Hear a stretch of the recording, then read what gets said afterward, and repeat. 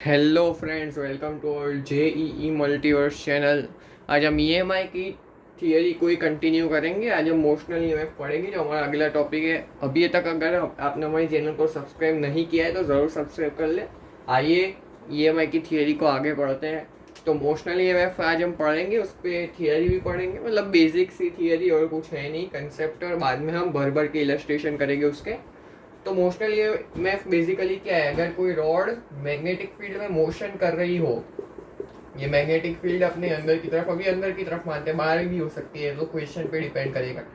तो अभी अंदर की तरफ है मैग्नेटिक फील्ड, अभी यूनिफॉर्म है और कांस्टेंट विथ टाइम है, अभी ऐसा माना है। यूनिफॉर्म मतलब क्या?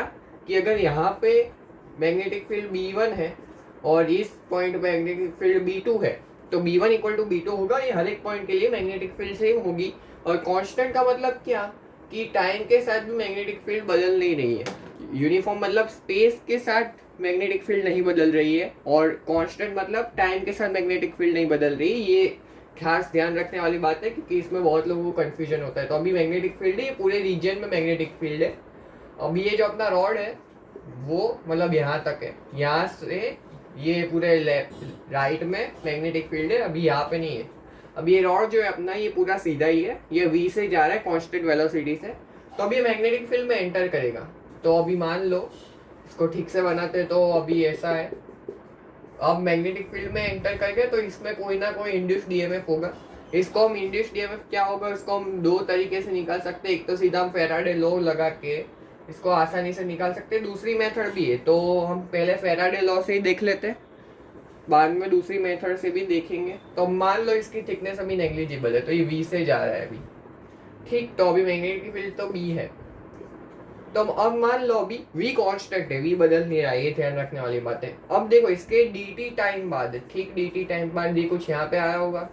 तो देखो इसने कुछ एरिया कवर किया। अगर एरिया कवर करता है तो इसने कुछ फ्लक्स को कवर किया है, ठीक है। इसने कुछ ना कुछ फ्लक्स इसके पास हुआ है। तो अगर फ्लक्स पास हुए तो इसमें मैग्नेट मतलब ईएमएफ इंड्यूस होगा। तो अब एरिया कितना कवर किया? तो ये dt है, ये लेंथ हमें l दे रखी है, तो जो dA होगा वो एल डी टी के बराबर होगा। ये तो बेसिक रेक्टेंगल के एरिया की फॉर्मूला है। और अगर हम फ्लक्स निकालना चाहे तो ये बी इंटू डी ए होगा। तो ये बी एल, रुको, ये वी डी टी होगा, ये डी टी नहीं होगा, ये वी डी टी होगा। ये भी समझने वाली बात है, ये मिस्टेक मत करना। ये एल वी डी टी के बराबर होगा डी ए। तो B L V D T, ये डी फाई होगा, छोटा सा फ्लक्स। तो जो अपना ईएमएफ होता है वो D phi by D T होता है, ये तो सबको पता ही है। तो अगर हम डी फाई को B L V D T लिख दे तो डी टी से डी टी खत्म हो जाएगा, और हमारे पास ईएमएफ इंड्यूस्ड ईएमएफ की वैल्यू बी एल वी आएगी। लेकिन ये कब? जब मैग्नेटिक फील्ड कांस्टेंट है और यूनिफॉर्म है, टाइम के साथ नहीं बदल रही है, और इसकी जो वेलोसिटी है वो भी कांस्टेंट रहेगी, उसकी लेंथ एल है। तो इस केस में हम इंड्यूस्ड ईएमएफ निकाल सकते हैं। तो इसकी ये तो पहली मेथड है, दूसरी मेथड से भी हम निकाल सकते हैं इसको। तो हम मेथड 2 सीखते हैं, इसमें मेथड 2 से हम कैसे सॉल्व कर सकते हैं। तो देखो ये अपना कंडक्टर है जो मूव कर रहा है, लेंथ एल है, मैग्नेटिक फील्ड बी है, सब कांस्टेंट और यूनिफॉर्म है। तो इसको मेथड 2 से हम कैसे देखें? तो मान लो अभी किसमें एक इलेक्ट्रॉन रखा हुआ, अब कंडक्टर है तो इलेक्ट्रॉन की तो कोई कमी नहीं होगी इसमें। अगर ये इलेक्ट्रॉन है तो इस पर फोर्स कैसा हो, तो जो अपना इलेक्ट्रॉन है उस पर कैसा फोर्स होगा वो देखते हैं। तो इलेक्ट्रॉन पे फोर्स किस तरफ लगेगा? देखो v क्रॉस b की डायरेक्शन ऊपर है, देखो v ऐसा है, b अंदर की तरफ है, तो v क्रॉस b ऊपर आएगा। लेकिन अब चार्ज क्योंकि नेगेटिव है तो force q v cross b होता है, तो फोर्स नीचे लगेगा, तो इलेक्ट्रॉन नीचे की तरफ जमा होने लग जाएंगे। तो अगर इलेक्ट्रॉन नीचे की तरफ जाएंगे, तो अब जो जो इलेक्ट्रॉन्स होंगे इसमें फ्री इलेक्ट्रॉन्स, इन पे नीचे की तरफ फोर्स तो लगेगा, तो सारे इलेक्ट्रॉन नीचे की तरफ इकट्ठा हो जाएंगे। तो फाइनली क्या होगा, इस पे कुछ नेगेटिव चार्ज, अभी ये थिकनेस नेग्लिजिबल है लेकिन अभी समझाने के लिए मैं बड़ा बना रहा हूँ। तो इस पे जो नीचे नेगेटिव चार्ज होगा और इसकी वजह से ऊपर इलेक्ट्रॉन की कमी हुई, तो ऊपर पॉजिटिव चार्ज इंड्यूस हो जाएगा। तो अगर ऐसे चार्ज इकट्ठा हो गए हैं, तो अब ऊपर पॉजिटिव चार्ज है, नीचे नेगेटिव चार्ज है, तो एक नीचे की तरफ इलेक्ट्रिक फील्ड इंड्यूस हो जाएगी इसके अंदर, रॉड के अंदर। अब देखो हमने फोर्स की डायरेक्शन तो सही लिखी है, इलेक्ट्रॉन पे नीचे फोर्स लगेगा क्योंकि वी क्रॉस बी ऊपर की तरफ है, तो फोर्स नीचे की तरफ लगेगा, इसलिए इलेक्ट्रॉन नीचे जमा होगी, इसलिए ठीक है इलेक्ट्रिक फील्ड नीचे की तरफ होगी, क्योंकि ऊपर पॉजिटिव चार्ज नीचे नेगेटिव चार्ज। तो अब इलेक्ट्रॉन की एफपीडी बनाते हैं फिर से। अब मान लो एक इलेक्ट्रॉन, सारे इलेक्ट्रॉन तो जमा नहीं होगी, कुछ इलेक्ट्रॉन अभी भी होंगे। तो ये इलेक्ट्रॉन पे एक तो फोर्स एक तो क्यू ई ऊपर ई ऊपर की तरफ लगेगा, अब ऊपर क्यों लगेगा, इलेक्ट्रिक फील्ड नीचे और चार्ज नेगेटिव, इसलिए फोर्स ऊपर लगा, और नीचे अपना क्यू वी बी मतलब ई वी बी तो लग ही रहा है। तो एक सिचुएशन ऐसी आएगी, तो इसमें एक इस सिचुएशन तो वैसी आएगी जब ये दोनों फोर्स एक दूसरे को बैलेंस आउट करेगी, क्योंकि क्या होगा, जब तक ये ईवीबी पहले ज्यादा होगी, इलेक्ट्रिक फील्ड धीरे धीरे बढ़ेगा, तो जब तक ये बड़ा बड़ा होगा मैग्नेटिक फोर्स, तब तक इलेक्ट्रॉन नीचे जमा होते रहेंगे, तो नीचे चार्ज बढ़ेगा और ऊपर चार्ज भी बढ़ेगा, तो इलेक्ट्रिक फील्ड की मैग्नीट्यूड बढ़ेगी। अब एक समय ऐसा आएगा जब ये दोनों फोर्स अब इक्वल हो जाएंगे। उसके बाद जब इलेक्ट्रॉन होगा वो ऊपर भी नहीं जाएगा नीचे भी नहीं जाएगा, वहीं का वहीं रहेगा, तो फिर फाइनल सिचुएशन ऐसी की ऐसी हो जाएगी, उसमें बाद में कोई चेंजेस नहीं होंगे अगर ये ऐसे ही मूव करता रहा तो अब अगर E equal to E V B हो जाता है तो ई की वैल्यू वी बी के बराबर आई, तो इलेक्ट्रिक फील्ड जो हमारे पास है ये इलेक्ट्रिक फील्ड है, ठीक है, इंड्यूस डीएमएफ नहीं है।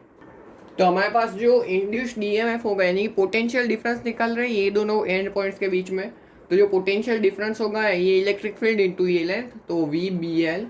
देखो इस तरीके से भी हम निकाल सकते हैं, ये मेथड 2 हुआ। और अगर इसमें पूछे कौन सा हायर पोटेंशियल है तो ये वाला हायर पोटेंशियल होगा, बी वाला लोअर पोटेंशियल होगा। अब मान लो इसका शॉर्टकट ये हमें पता करना है कि कौन सा हायर पोटेंशियल है कौन सा लोअर पोटेंशियल है, तो हम क्या करेंगे, वी क्रॉस बी की डायरेक्शन निकाल लो, वी क्रॉस बी की डायरेक्शन निकाल लो। और अगर वी क्रॉस बी, तो जो वी क्रॉस बी है वो जो डायरेक्शन में आएगा उसी डायरेक्शन में हायर पोटेंशियल होगा, क्योंकि इलेक्ट्रॉन पे नीचे उल्टी वी क्रॉस बी के उल्टी डायरेक्शन में फोर्स लगेगा, तो जो इलेक्ट्रॉन होगा वो दूसरे एंड पे जमा होगा, तो उसके ऊपर की तरफ पॉजिटिव चार्ज होगा, यानी कि वी क्रॉस बी के डायरेक्शन में, वी क्रॉस बी की जो डायरेक्शन होगी उसी डायरेक्शन के उसी एंड पॉइंट पे पॉजिटिव चार्ज इंड्यूस होगा, यानी कि वही हायर पोटेंशियल होगा।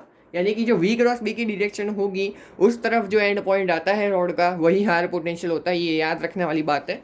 तो अभी बेसिकली हमने मोशनल ईएमएफ बेसिक थियरी पढ़ी है, तो उसका हमने ये देख लिया कि इसका इंड्यूस डीएमएफ क्या होगा जो वी बी एल के बराबर होता है।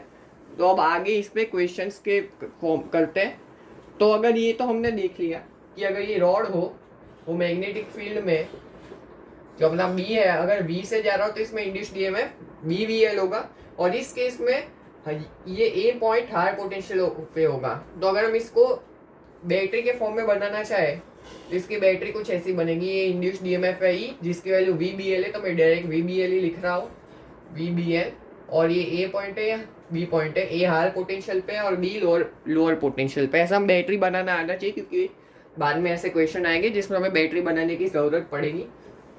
तो देखो अब ऐसा है, लेकिन अब मान लो रॉड ऐसा टेढ़ा होके आ रहा है, मैग्नेटिक फील्ड में रॉड ऐसा थोड़ा थीटा एंगल से रोटेटेड है और इस सिचुएशन में ये मैग्नेटिक फील्ड में आ रहा है और वेलोसिटी तो हॉरिजॉन्टल ये भी। तो इस केस में अगर हमें इंड्यूस्ड डीएमएफ निकालना हो तो क्या करो, इस लेंथ का ये वाला दो कंपोनेंट्स कर दो, एक तो ये आएगा और एक ये आएगा, तो इसकी वजह से तो ये जो है इसकी वजह से कोई इंड्यूस्ड डीएमएफ नहीं होगा क्योंकि ये फ्लक्स क्रॉस कर ही नहीं पाएगा, इसमें कोई फ्लक्स ही नहीं आएगा क्योंकि ये इस तरफ ऐसे जा रहा है, ये हॉरिजॉन्टल है, ठीक है। तो इसमें इंड्यूस्ड डीएमएफ इसमें ही आएगा। तो इसकी जो प्रोजेक्टेड लेंथ है ये परपेंडिकुलर वाला, उसमें जो लेंथ होगा वो एल कॉस थीटा होगा, और इसमें ही इंड्यूस्ड डीएमएफ होगा, इंड्यूस्ड डीएमएफ जो होगा वो इसमें ही आएगा जिसकी वैल्यू होगी B V L cos theta. तो इसमें अगर ऐसा टेढ़ा आ रहा हो तो उसमें जो इंड्यूस्ड डीएमएफ की वैल्यू होगी वो B V L cos theta होगी। ऐसे केसेस में क्या करना है, हमें प्रोजेक्टेड लेंथ लेना है। अब देखो ऐसा हर बार ऐसा ही क्वेश्चन नहीं होगा कि रोटेटेड होगा और इस तरह से एंट्री होगी।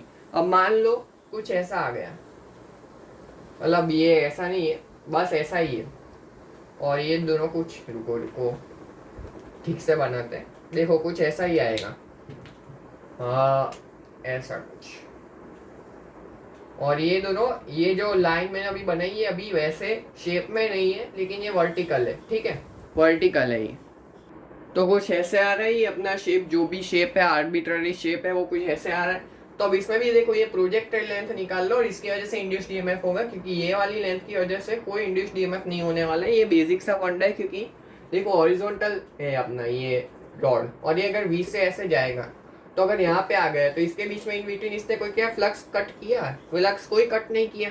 अगर फ्लक्स कोई कट नहीं किया तो इसमें कोई इंड्यूस्ड डीएमएफ ही नहीं होगा क्योंकि फ्लक्स पहले भी जीरो था बाद में भी जीरो ही रहेगा। तो इसमें देखो इसका projected length projection along this line मतलब परपेंडिकुलर वाला निकाल लो, और ये जो प्रोजेक्शन होगा, इस जो प्रोजेक्टेड लेंथ आएगी वही इसमें इंड्यूस्ड ईएमएफ कराने के लिए रिस्पॉन्सिबल होगा।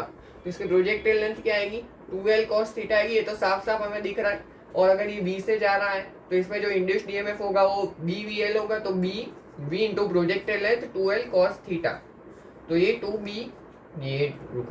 2BVL cos theta. और हमें अगर हायर पोटेंशियल निकालना है तो इसकी तो मैंने ट्रिक बताई दी है, V क्रॉस B निकाल लो। ये हायर ऊपर वाला हायर पोटेंशियल पे आएगा, ये वाला, ये B। अब ये B पॉइंट है, ये B मैग्नेटिक फील्ड नहीं है, मैग्नेटिक फील्ड भी B है वैल्यू। तो इस केस में तो ये कंफ्यूजन मत क्रिएट करना है, इसको हम C पॉइंट मान लेते हैं, ये C है, ठीक है। तो इसको ऐसे निकाल सकते हैं। लेकिन मान लो अब देखो, मैग्नेटिक फील्ड तो है ही अपनी, मैग्नेटिक फील्ड तो है ही। अब देखो एक सर्कुलर आर्क जैसा कुछ मैग्नेटिक फील्ड में जा रहा है। अभी देखो बीच में मैंने मैग्नेटिक फील्ड नहीं बनाया, लेकिन ऐसा मत समझ लेना मैग्नेटिक फील्ड है नहीं, पूरे रीजन में मैग्नेटिक फील्ड है। ये तो इस डायग्राम को दिखाने के लिए यहाँ पे मैंने मैग्नेटिक फील्ड नहीं बनाई है, ठीक है। तो अगर ये V से आ रहा है तो अभी इसके प्रोजेक्टेड लेंथ जो होगी वो ये वाली होगी, ठीक है। तो ये वाली लेंथ को ही हमें कंसिडर करना है और इसकी वजह से इसके कोरेस्पॉन्डिंग लेंथ के अकॉर्डिंग ही हमें इंड्यूस्ड ईएमएफ देखना है। तो ये कंसेप्ट को क्लियर रखना है कि हमें प्रोजेक्टेड लेंथ को ही देख के इंड्यूस्ड ईएमएफ को डिसाइड करना है क्या होगा, ठीक है। तो ये बात समझ में आ गई। तो अब एक इलस्ट्रेशन करते हैं अच्छा सा, ठीक है। तो देखो ऐसी कुछ सिचुएशन है, ये दो रेल्स है, मासलेस रेल्स है और फ्रिक्शनलेस रेल्स है, समय दे रखा है। उसके बीच में एक रॉड को लगा के रखा है जो V वेलोसिटी से कंस्ट्रेंट है। ये रेल्स के अलोंग ये ऐसे हॉरिजॉन्टल में मूव कर पाएगा। जिसको अब देखो ये अभी रुको, ये अभी वेलोसिटी का बाद में देखते हैं, पहले क्वेश्चन को समझते हैं सिचुएशन क्या है। तो अब देखो ये रेजिस्टेंस आर हमने इसकी रेल्स के क्रॉस लगा रखा है। और ये जो रेल है, मतलब ये जो रॉड है इसकी मास m है और लेंथ है L, और ये रेल दोनों मासलेस है और फ्रिक्शनलेस है। अब हमने क्या किया, जो रॉड है इसको हमने V0 वेलोसिटी से फेंका। ऐसे क्वेश्चंस बहुत दिखेंगे, ये तो सबसे अभी बेसिक फॉर्म है ये ऐसे क्वेश्चंस का। बाद में इधर कैपेसिटर भी होगा, इंडक्टर भी होगा, बाद में हमें एक्सटर्नल फोर्स भी लगा रहा होगा, बहुत कुछ आएगा इसमें। तो देखो अभी हमने क्या किया, रॉड को V0 से फेंका, V0 से फेंका और बाद में छोड़ दिया। तो बाद में अब सिचुएशन क्या होगी, इसके बाद ये रॉड के साथ क्या होगा कि ये V0 से ही चलता रहेगा, क्या इसकी वेलोसिटी कम होगी या इसकी वेलोसिटी बढ़ेगी। तो और हाँ, और एक ये मेन बात तो रहेगी, मेन चीज तो ये है कि इसके अंदर ये पूरे जो सिस्टम है उसके अंदर B uniform and constant magnetic field है इस सिचुएशन में। तो अब देखो हम लेंस लॉ में क्या बोला था कि जो भी सिचुएशन हो रही होगी उसका ऑपोज होगा अगर फ्लक्स चेंज हो रहा होगा। तो इस केस में देखो ये आगे बढ़ेगा तो फ्लक्स तो चेंज होगा, इसमें इंड्यूस्ड ईएमएफ तो आएगा। तो ये सिचुएशन आगे बढ़ रहा है, ठीक है, ये रॉड आगे बढ़ रहा है तो इसको ऑपोज करेंगे, यानी कि रॉड जो है धीरे धीरे रुकेगा और बाद में स्टॉप, मतलब धीरे धीरे रुके, इसकी वेलोसिटी कम होगी। तो ये हम सीधा लेंस लॉ से बता सकते हैं, लेकिन किस रेट से कम होगी। अब मान लो हमें पूछ रहे velocity as a function of time, ऐसा कुछ पूछ ले, या फिर current as a function of time. क्योंकि ये देखो ये बैटरी बनेगी तो इसमें रेजिस्टेंस है, बैटरी भी है, तो ये कंडक्टिंग रेल्स भी है, ये भी दिखा रखे। ये जो रेल्स है वो भी कंडक्टिंग है, यानी कि इनमें कोई रेजिस्टेंस नहीं है, ठीक है। तो ऐसे क्वेश्चंस में देखो हम इसको कैसे अप्रोच करेंगे वो ध्यान से देखने वाली बात है। तो इसमें क्या करना है हमें, मान लो कोई टी टाइम पे, एट एनी टाइम टी, कोई टी टाइम पे इसको डायग्राम बनाओ। तो मान लो टी टाइम के बाद इसकी वेलोसिटी v हो जाती है, आफ्टर टी टाइम इसकी वेलोसिटी v हो जाती है रेल की, V0 से कम होके v हो जाती है। अब कम हुई है बड़ी है तो हम लेंस लॉ से बता पा रहे हैं कि इसकी वेलोसिटी कम हो गई है। और अगर मैथ्स से जब कैलकुलेट भी करेगी तो वही रिजल्ट आने वाली, इससे कोई दिक्कत नहीं है इसमें। तो v है, ठीक है, इसकी लेंथ तो L ही और मास m ही है। तो अब इसमें अभी इस प्रेजेंट सिचुएशन में इसमें जो इंड्यूस्ड ईएमएफ होगा वो कितना होगा, ये जो होगा वो BVL के बराबर होगा। B अंदर की तरफ है, ये तो हमें बता ही रखा है, B यूनिफॉर्म एंड कांस्टेंट है। और इसके यहाँ पे एक, अब ये सर्किट डायग्राम बनाना है हमें, एक यहाँ पे रेजिस्टेंस लगा रखा है। तो इसमें करंट जो होगा वो कितना होगा, करंट जो होगा वो BLV/R हो जाएगा, इंड्यूस्ड ईएमएफ बाय रेजिस्टेंस। अब ये करंट हमारे पास आ गया है। अब अगर करंट आता है, अब करंट इस डायरेक्शन में फ्लो हो रहा है, तो ये करंट कैरिंग कंडक्टर पे ये जो रॉड है उस पर क्या हम फोर्स निकाल सकते हैं, बिल्कुल निकाल सकते हैं, IL क्रॉस B से। अब L वेक्टर की डायरेक्शन ऊपर है, B की भी डायरेक्शन अंदर है, तो फोर्स जो आएगा इस रॉड पे वो इस तरफ आएगा, ये मैग्नेटिक फोर्स, जिसकी वैल्यू होगी BIL। ये तो हमें पता ही है, I की वैल्यू इसमें सब्सटीट्यूट कर देंगे तो F मैग्नेटिक, वो क्या होगा -B। अब माइनस में क्यों लिख रहा हूँ, क्योंकि ये मोशन को अपोज कर रहा है इसलिए मैं माइनस में लिख रहा हूँ। तो ये BIL, तो B square L square V by R. तो ये हमारे पास मैग्नेटिक फोर्स आ गया, और इसमें फोर्स बस मैग्नेटिक फोर्स से होगा, और कोई फोर्स तो होगा नहीं इसमें, और कोई फोर्स थोड़ी होगा क्योंकि फ्रिक्शन भी नहीं है इसमें, और ये पूरा हॉरिजॉन्टल में, इसलिए इसमें ग्रेविटी को तो लाना ही नहीं है, ठीक है। तो अगर हमारे पास फोर्स आ गया, देखो हमारे पास फोर्स आ गया, तो फोर्स से एक्सेलरेशन हम निकाल सकते हैं minus B square L square V by M R. और इस एक्सेलरेशन को अगर हम V D V by D X से इक्वेट कर दें, अगर हम D V by D T करते हैं फिर भी हम निकाल सकते हैं, कोई दिक्कत नहीं है।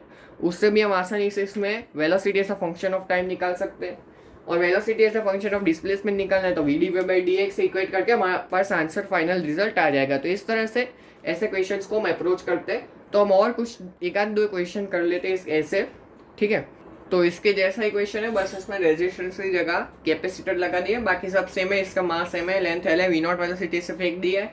ये रेल्स मासलेस है और कंडक्टिंग है और फ्रिक्शनलेस है। तो अब इसमें हमें velocity as a function of time पे कमेंट करना है, तो ये भी आसान से कुछ खास है नहीं। अभी इसमें भी यही हम करेंगे, एट एनी टाइम टी पे हम इसका डायग्राम बनेंगे, सर्किट डायग्राम बनेंगे, करंट निकालेंगे, और उसके बेसिस पे मैग्नेटिक फोर्स निकाल कर हम इसका velocity as a function of time निकाल सकते हैं। तो एट एनी टाइम टी की बात करते हैं, तो इसकी वेलोसिटी मान लो, अब मैं एनी टाइम टी नहीं लिख रहा, वो समझने वाली बात है कि हम कुछ टी टाइम के बाद ही देख रहे हैं। तो अगर हम टी टाइम के बाद ही देख रहे हैं, तो इसमें जो रॉड है अपना, अरे एक मिनट, इसको ठीक से बना लेते हैं। चलेगा अभी इसमें, देखो ये कैपेसिटर है और ये रॉड है। अगर ये वी से जा रहा है तो इसमें इंड्यूस्ड ईएमएफ, देखो मैग्नेटिक फील्ड अंदर ही रख लेते हैं, तो इसमें जो इंड्यूस्ड ईएमएफ होगा वो ऊपर की तरफ ही होगा, और जिसकी वैल्यू क्या होगी बी एल वी। और ये सब कंडक्टिंग रेल्स है, तो इसमें जो कैपेसिटर पे जो चार्ज होगा वो इंस्टेंटली बदल रहा होगा। तो कैपेसिटर पे इस मोमेंट पे कितना चार्ज होगा, बी एल वी सी होगा। सी वी होता है सी इंटू पोटेंशियल डिफरेंस, तो पोटेंशियल डिफरेंस तो बी वी एल है, तो क्यू आ गया। अब हम, लेकिन हमें तो करंट चाहिए, क्यू से हम कुछ नहीं कर पाएंगे, तो आई क्या होता है, I basically D Q by D T तो होता है बाई डेफिनेशन। तो बी एल सी, ये तीनों तो कांस्टेंट है, इंटू वेलोसिटी वेरिएबल है तो D V by D T, और ये D V by D T तो एक्सेलरेशन ही होता है, तो बी एल ए सी होगा। तो करंट आ गया, तो इस पर क्या हम फोर्स निकाल सकते हैं, फोर्स इसके तरफ, अब ये रॉड है अपना, इस इधर बी आई एल का फोर्स लगेगा। आई हमें पता है बी एल ए सी है, तो ये B into B L A C into L, तो B square L square A C का फोर्स लगेगा। और एक्सेलरेशन, ये जो है अपना एक्सेलरेशन है, तो जो अब इसमें आगे तो हम कर ही सकते हैं, ठीक है। ऐसे क्वेश्चंस को मैंने सिर्फ बेसिक अप्रोच दिखाया, क्वेश्चन में तो ऐसा नहीं होगा, कुछ भी हो सकता है, ठीक है। असल में क्वेश्चन ऐसा नहीं होना चाहिए, क्वेश्चन पर वैसे एफ फोर्स लगा देते हैं। वेलोसिटी इनिशियल जीरो मान लो, कोई दिक्कत नहीं है, इनिशियल वेलोसिटी जीरो है, और इस पर एफ फोर्स लगा रहे हैं, तो इसमें एफ होगा आगे एक्सटर्नल फोर्स है, कांस्टेंट फोर्स से हम खींच रहे हैं इसको, और इसमें मैग्नेटिक फोर्स तो B square L square A C होगा एट एनी टाइम टी। तो F minus B square L square A C equal to M है, ऐसा हम लिख सकते हैं क्या। देखो इसमें अब क्वेश्चन में थोड़ी गड़बड़ थी, हमें इनिशियल ऐसा नहीं देना चाहिए था, हमें एफ फोर्स से देना चाहिए था, तो ये इनकन्वीनियंस के लिए सॉरी, ठीक है। तो ये F equal to B square L square C plus M into A, तो ए की वैल्यू क्या आएगी, F upon B square C plus M. अब ध्यान से समझने वाली बात ये है इसमें कि इसमें जो फोर्स होगा, फोर्स अपना जो है वो एक्सेलरेशन जो है वो कांस्टेंट आ रहा है, तो ये भी इंपॉर्टेंट रिजल्ट है। और the velocity as a function of time A T हो जाएगी, क्योंकि देखो एफ कांस्टेंट है, B square L square C और एम सब कांस्टेंट है, तो जो फोर्स होगा एक्सेलरेशन होगा वो कांस्टेंट रहेगा। और इसके जगह इसमें इंडक्टर भी लगा सकते हैं, तो इंडक्टर वाला क्वेश्चन भी हम देख लेते हैं। तो इस क्वेश्चन को मैं अप्रोच बता दे रहा हूँ, बाद में आप आगे तो कर ही सकते हैं, इसमें कुछ खास नई बात नहीं है। तो एनी टाइम टी पे हम इसकी वेलोसिटी वी मान लेते हैं, मैग्नेटिक फील्ड अंदर की तरफ बी दे रखा है, कांस्टेंट यूनिफॉर्म इन मैग्नीट्यूड। तो अब जो इंड्यूस्ड ईएमएफ होगा एनी टाइम टी पे वो बी एल वी होगा। अभी हमने बी एफ का अंदर ही ले रखा है, वेलोसिटी राइट में ही है, इसलिए इंड्यूस्ड ईएमएफ ऊपर ही आएगा। वी क्रॉस बी की डायरेक्शन देखनी है, और ये अपना इंडक्टर है एल, तो इसमें देखो हम ऐसा लिख सकते हैं L D I by D T equal to B V L. ये बेसिक चीज़ है, ये मतलब जो पोटेंशियल डिफरेंस अक्रॉस इंडक्टर होता है वो L D I by D T होता है, ये तो सबको पता होना ही चाहिए। ना पता हो तो कोई बात नहीं, इसको हम देखो ये इंडक्टर वाले क्वेश्चन को भी छोड़ते हैं क्योंकि अभी हमने इंडक्टर पढ़ा नहीं है इसमें, तो इसको हम बाद में देखेंगे। देखो अब एक क्वेश्चन हम होमवर्क के लिए रखते हैं। देखो ये क्वेश्चन बहुत आसान है, कुछ खास नहीं है, रेजिस्टेंस है। हाँ इसमें आरसी सर्किट का भी कर सकते हैं बेसिकली, तो उसमें कोई दिक्कत नहीं है, हम इंड्यूस्ड ईएमएफ निकाल के हम उसको भी सॉल्व कर सकते हैं, उसमें कोई खास नहीं बात नहीं है। इसको क्या है, देखो ये रेजिस्टेंस आर है, इसको हम वेलोसिटी v दे रहा है, v नहीं इनिशियल वेलोसिटी 0, हम f4 कांस्टेंट f4 से हम इसको खींच रहे हैं। नहीं चलो ऐसा नहीं रखते, देखो कुछ ऐसा रखते हैं। देखो ऐसा ग्रेविटी नीचे की तरफ है, ये रॉड अपना मास है और लेंथ इसको हमने रिलीज कर दिया रेस्ट से, तो इसमें velocity as a function of time बता सकते हैं कि वो भी हम आसानी से निकाल सकते हो, तो ये आप कर सकते हो। और एक क्वेश्चन भी एक अच्छा है, उसको भी देख, मतलब अच्छा तो नहीं आसानी है, उसको भी देख लेते हैं। तो इसमें क्वेश्चन ऐसा, ये सर्कुलर है, इसमें ये रेक्टेंगुलर नहीं है, सर्कुलर है, इसमें इस बीच में हमने एक रॉड लगा रखी है और इसको हम v कांस्टेंट वेलोसिटी से ले जा रहे हैं। इस बार में वेलोसिटी कांस्टेंट दे रखी है अभी, तो मैं पूछा है कि x इक्वल टू जब r होगा तब कैपेसिटर के अक्रॉस करंट कितना होगा। करंट पूछा है, चार्ज नहीं पूछा है, तो चार्ज निकाल के हम dq/dt से करंट निकाल सकते हैं। बहुत आसान सा काम है हमारे लिए, चुटकियों का काम है, तो ये सब तो बहुत आसान है, तो आप निकाल ही लेंगे। ठीक है, तो मोशनल ईएमएफ यहाँ पे खत्म होता है, इसमें अच्छी इलस्ट्रेशन जो पूछे जाते हैं हमने कर लिए। अब नेक्स्ट टाइम मतलब मोशनल ईएमएफ खत्म नहीं हुआ, इसमें अब ट्रांसलेशन मोशन वाले जो क्वेश्चन है वो खत्म हुए। नेक्स्ट टाइम हम रोटेटरी मोशन, जब रॉड रोटेट कर रहा होगा तो उसमें कैसा इंड्यूस्ड ईएमएफ होगा वो देखेंगे। तो अगर आपको मजा आया हो तो हमारे चैनल को जरूर सब्सक्राइब कर ले, और हमारे टेलीग्राम चैनल, अगर आपको कोई डाउट्स आते हैं तो उसको क्लियर करने के लिए हमारे टेलीग्राम चैनल पे भी ज्वाइन हो सकते हैं। हमारे जेई मल्टीवर्स डिस्कशन ग्रुप पे भी आप ज्वाइन हो सकते हैं, और हमारी ये वीडियोस को ज़्यादा से ज़्यादा शेयर करें और लाइक भी करें, और हमारे चैनल को जरूर सब्सक्राइब कर ले। Thanks for watching.